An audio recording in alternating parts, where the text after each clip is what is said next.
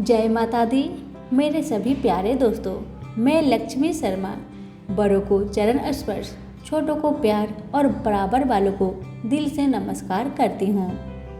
आज आप सभी सुनेंगे ज्येष्ठ मास की 9वां अध्याय और इस अध्याय में सुनेंगे गौरी व्रत का महात्म्य। स्कंद जी कहने लगे कि हे ब्राह्मणों, इस विषय में एक पवित्र और पाप नाशनी कथा का वर्णन करता हूँ। इसके श्रवण मात्र से तुम्हारे सब संचय दूर हो जाएगी। विंध्य पर्वत के उत्तर भाग में एक कीर्तिमान देवता अतिथि पूजक मेधावी नाम का श्रेष्ठ ब्राह्मण रहता था। गौतम कुल में उत्पन्न चंद्रावती नाम की उसकी स्त्री थी। वह स्त्री पतिव्रत धर्म में परायण और पति सेवा में तत्पर रहा करती थी तथा गृह क्रम में लीन सदा प्रिय वचन बोलने वाली थी। मेधावी नित्य कृषि क्रम करता था और ब्याज की वृत्ति को करता था। बहुत दिनों तक संतान न होने के कारण मेधावी अत्यंत दुखी हो गया और अधिक चिंता होने के कारण वह स्मरण शक्तिहीन हो गया। निरंतर चिंतामान होने के कारण मेधावी को क्षय रोग हो गया। उसने रोग मुक्ति के कारण मणि मंत्र और औषधि के द्वारा विविध प्रकार के उपाय को किया। इसके पश्चात मेधावी को दरुण गलत कुष्ठ रोग हो गया, जिससे वह ब्राह्मण श्रेष्ठ एक पक्ष मास से अधिक जीवन के विषय में निराश हो गया। देव तथा उसके अनुसार रोग को देखकर स्वयं भी उसका अनुगामी हो गया। मेधावी ब्राह्मण और उसकी स्त्री दोनों ही शीघ्र घर से निकलकर गंगा जी के तट पर चले गए। अपने हाथ में गंगा जी के तट पर तुलसी का वन लगाया और मेधावी की स्त्री अपने पति के साथ रहकर बहुत सारा समय व्यतीत किया।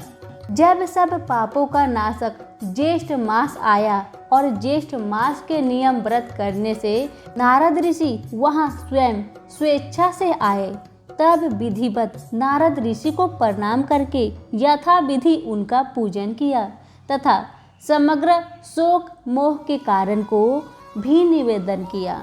शोक का कारण सुनकर प्रशांता माँ नारद जी उसकी स्त्री से अत्यंत हितकर वचन बोले कि हे बाले, पूर्व जन्म में इस ब्राह्मण ने मद से उद्धत होकर ज्येष्ठ मास के महात्म्य का अपमान किया था।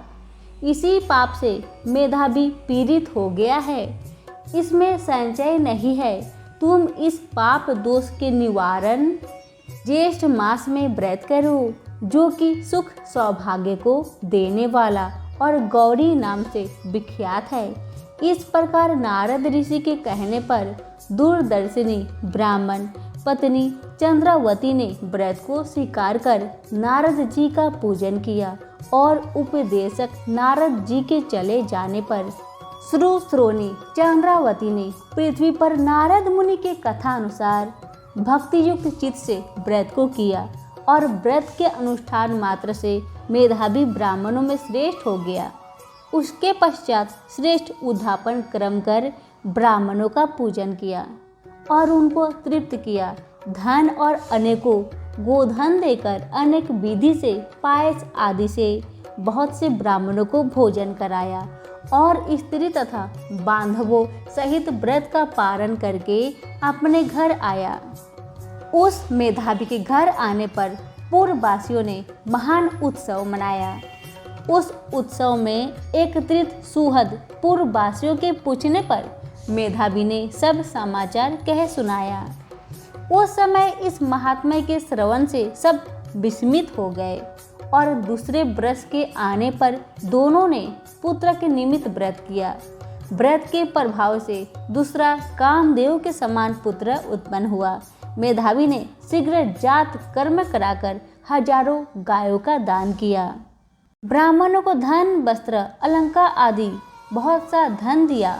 यह देखकर विश्वस्त उन पूर्ववासियों ने भी व्रत किया और व्रत के प्रभाव से समस्त पूर्ववासी मानसिक चिंता व शरीर रोग से रहित होकर सुखी हो गए। उसी दिन से इस व्रत की बहुत ही प्रसिद्धि हुई। प्रथम इस व्रत को समर्थ श्री शिव जी ने पार्वती जी से कहा और मैंने परम श्रेष्ठ व्रत रहस्य को संक्षेप में तुम लोगों से कहा। श्री स्कंद जी के वचनों को सुनकर सब ऋषि प्रसन्न हो गए और स्कंद जी पर पुष्प वृष्टि करने लगे और जीवित रहो यह आशीर्वाद देने लगे। इस प्रकार गिरिजानंद की सबसे पृथक पूजा की और प्रसन्न होकर वह तपोनिष्ठ परस्पर कहने लगे कि आहो, हम लोगों ने बहुत से मासों का महात्म्य सुना, परंतु ज्येष्ठ मास के एक दिन के साथ भी उनकी तुलना नहीं हो सकती। इस प्रकार विचार कर श्रेष्ठ ज्येष्ठ मास में स्नान अर्चन क्रिया को प्रयत्न से अपने वैभव के अनुसार सभी लोगों ने किया। यहीं पर हमारी ज्येष्ठ मास महात्म्य गौरी व्रत महात्म्य वर्णन 9वां अध्याय समाप्त होता है। सभी बोले विष्णु भगवान की जय हो। धन्यवाद।